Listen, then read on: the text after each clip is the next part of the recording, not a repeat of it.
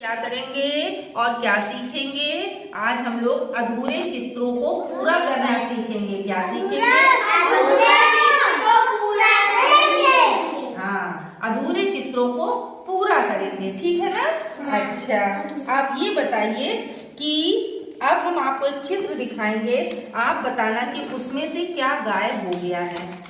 अब बताइए इस चित्र में क्या गायब हो गया है? मुंह और हाथ। इसमें लड़की का आधा हिस्सा गायब है ना? तो अब इसको हम लोग क्या करेंगे? इसके आधे हिस्से में क्या क्या नहीं है? मुंह और हाथ। हाथ मुंह इसके नहीं है। ठीक है ना? तो अब हम इस हिस्से को पूरा करते हैं।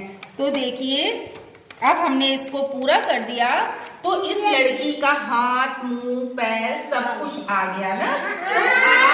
तो आपको इसको इससे देखने से पता चला कि इसमें इनका आधा हिस्सा है ना?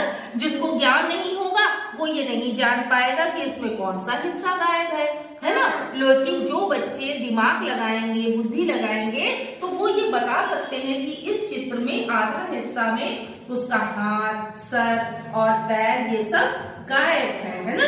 समझ में आ गई बात?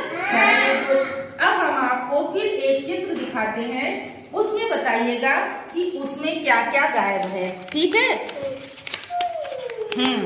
अब आप बताइए कि इस वाले चित्र से क्या गायब है? पूरे शरीर गायब है। हाँ, एक लड़की बनी थी वो जो पूरा गायब हो गई है ना? एक लड़की थी वो पूरी गायब है ना? अब इस जगह पर एक लड़की थी। अब आप देखिए कि इस जगह पर एक लड़की आ गई है ना? तो अब आपको ये चीज समझ में आ गई ना कि ये चीज यहाँ थी और यहाँ नहीं है। समझ रहे हैं ना? Very good. और अब आप लोग इसी तरह जैसे एक हाथी हो, अब बताइए एक हाथी है, हाथी की कितनी आंखें होती हैं? दो होती हैं। पूंछ कितनी होती है? वेरी गुड, पूंछ एक होती है ना? अब जैसे गाय होती है, गाय की सींग कितनी होती है? दो।